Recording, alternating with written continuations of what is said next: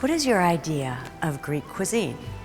Moussaka, Greek salad, feta cheese, spanakopita, or perhaps roast lamb? In this selection of videos, we will change everything you thought you knew about Greek food. For this series, we enlisted a brigade of the most talented and innovative chefs to present you with their creative take on some famous Greek favorites. Adding their creative twists, modern techniques, skills, and sophistication, they transform culinary staples into fine dining recipes.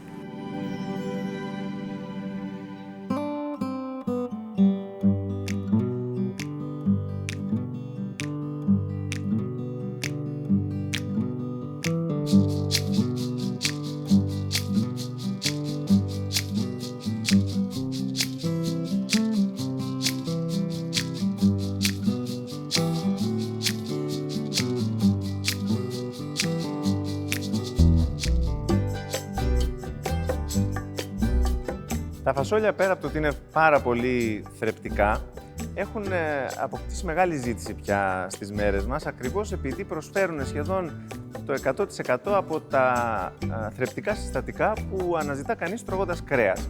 Έχοντας λοιπόν μια τρομακτική αύξηση πια του βιγκανισμού και της ελάττωσης του κρέατος στη διατροφή μας, πράγμα με το οποίο σίγουρα συμφωνώ και εγώ, τα φασόλια έχουν πάρει περίοπτη θέση στη διατροφή.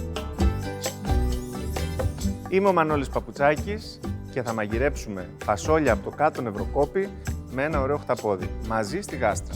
Βουνό και θάλασσα παρέα στην ίδια συνταγή.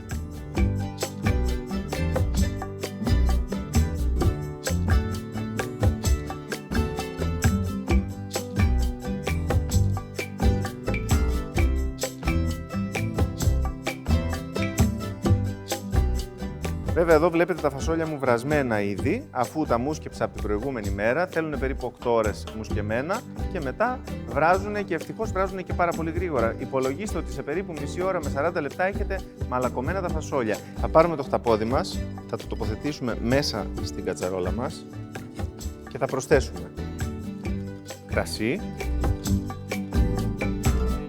ξύδι, δάφνη και μπαχάρι 2-3 κόκκους και εξαιρετικό παρθένο ελαιόλαδο.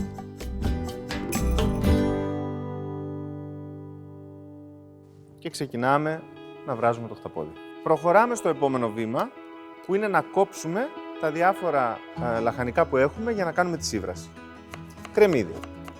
Παίρνουμε ένα τηγάνι, θα προσθέσουμε ελαιόλαδο και ξεκινάμε να σοτάρουμε το κρεμμύδι μας. Και τώρα αρχίζουμε να κόβουμε το καρότο. Προχωράμε με λίγα κλονάρια σέλινο. Επόμενο βήμα, να προσθέσουμε και τον μπελτέ για να σοταριστεί και αυτός.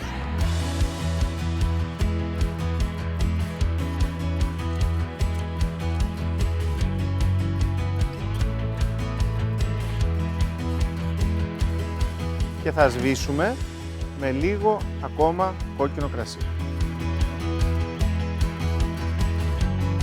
Προχωράμε βάζοντας ρίγανη, περάκι.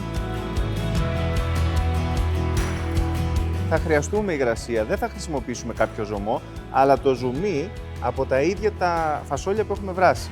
Έτσι έχουμε βάλει μέσα στο τηγάνι μας ήδη ένα στοιχείο γεύσης από τα φασόλια. Όσο δουλεύουμε εδώ την σύβρασή μας, θα έρθουμε στην κατσαρόλα, θα αφαιρέσουμε το κεφαλάκι από το χταπόδι, θα το ψιλοκόψουμε και θα το βάλουμε και αυτό ψιλοκομμένο μέσα στη σύβραση. Θα χρειαστούμε και φλούδα πορτοκαλιού. Αυτό θα δώσει απίστευτο άρωμα, ταιριάζει υπέροχα τόσο με το χταπόδι, αλλά και με τα φασόλια από το κάτω Νευροκόπη.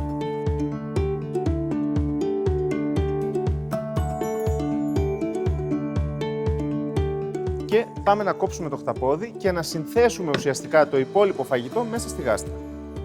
Χωρίζουμε σε πλοκάμια. Παίρνουμε τα φασόλια, τα αδειάζουμε μέσα στη γάστρα, παίρνουμε τη σύβραση, την αδειάζουμε μέσα στα φασόλια, δείτε εδώ τι γίνεται. Και φυτεύουμε το χταπόδι μας μέσα στη γάστρα. Παίρνουμε λίγο θυμάρι ελαιόλαδο, λίγο πιπέρι. Σκεπάζουμε με το καπάκι και πάμε να ψήσουμε στον προθερμασμένο φούρνο. Το κάτω νευροκόπι έχει ιδιαίτερες συνθήκες κλιματολογικές αλλά και εδαφολογικές που βοηθούν αυτό εδώ το φασόλι να γίνει πραγματικά ξεχωριστό. Έχουμε ένα ψυχρό κλίμα, επομένως η ανάπτυξη του φυτού γίνεται με πολύ αργό τρόπο. Έχουμε ένα έδαφος που είναι πολύ πλούσιο σε συστατικά που ευνοούν την οστιμιά στο εσωτερικό του φασολιού. Επομένως μιλάμε για έναν τόπο που είναι ο παράδεισος του φασολιού στην πραγματικότητα. Για να δούμε τι κάναμε. Τα φασόλια έχουν γίνει πραγματικό λουκούμι. Μυρίζουν υπέροχα. Και για να δώσουμε λίγη δροσιά τώρα στο πιάτο, λίγη φρεσκάδα, θα κόψουμε με πολύ προσοχή πολύ μικρά κομματάκια από το σέλινο. Θα δώσει και τραγανότητα και άρωμα και βέβαια και ζωντάνια, φρεσκάδα.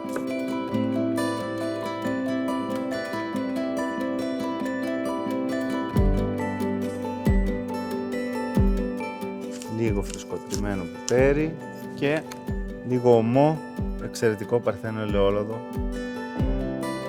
Φασόλια λοιπόν από το κάτω νευροκόπι, αυτά τα πιστοποιημένα υπέροχα βουτυρένια πεντανόστιμα φασόλια που έχουν παντρευτεί μαζί με το χταπόδι και έχουν μαγειρευτεί στη γάστρα.